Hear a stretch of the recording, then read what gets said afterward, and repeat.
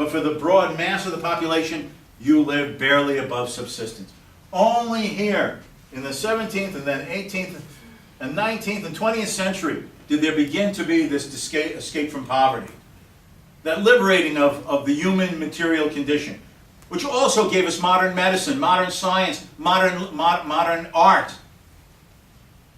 modern human creativity, and the time for people to pursue those other pursuits other than earning in the narrow sense of living. And what happened here? Slowly but surely, the freeing of people and markets from government control.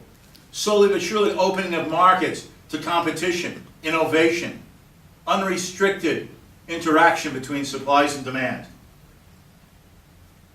There was a counter-revolution for part of the first half of the 20th century, with the totalitarian experiments of communism and Nazism, 2 world wars. But it picked up. Why? Yes, these societies didn't have totally free economies. They still don't. But to the degree in which there were degrees of free market economics, degrees of innovation and freedom of choice, degrees of income earned and allowed to be kept to generate incentives and personal desires for creativity and innovation, it has resulted in rising standards of living. To the extent that the West and countries influenced by the West have had degrees of market-based economies, they've liberated man by freeing his mind and his abilities and his chances from the shackles and controls of government.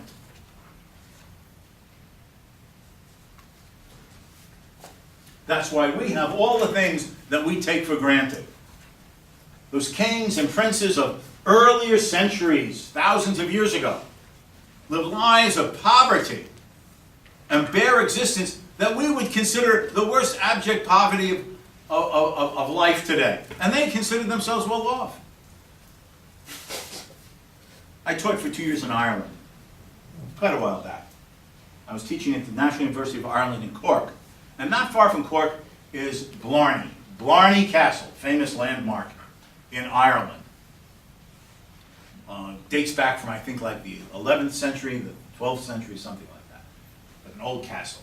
Some lord, Irish lord, lived there way back then. And you know, you go to the top of Blarney Castle, and there's the Blarney Stone.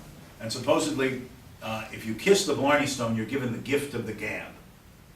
So you know, you have to reach over and bend over and you kiss the rock. Do you want to know something? It worked. Before I kissed the Blarney Stone, I was stuttering, stammering. I couldn't put 2 words together. Since I kissed that Blarney Stone, I can talk. It's amazing it worked. But anyway, so I went to Blarney Castle. I went to Blarney Castle. It's true. It's true. Of course, I finished kissing the rock. How many other lips have been there? Anyway, but when I started talking, I said, forget it, it's okay. Anyway, so how did this Irish king or prince or nobleman live in the 1100s, the 1200s? First of all, it was a stone castle cut out of a rock. No windows, right? I should say, there were cut slits so the archers could shoot their bow and arrows out against the attackers. No heating.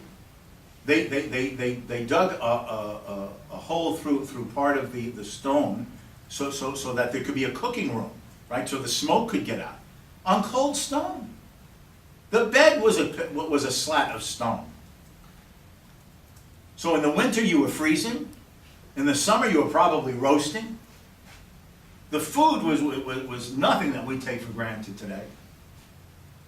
The raiments and the garments were of the most primitive sort. And this is how a king lived, or a prince lived.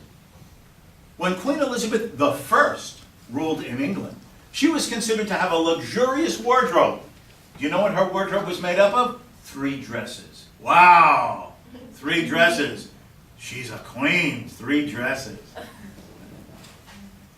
Have you ever looked into a woman's wardrobe? 3 times 30 or something. Oh, and I have nothing to wear.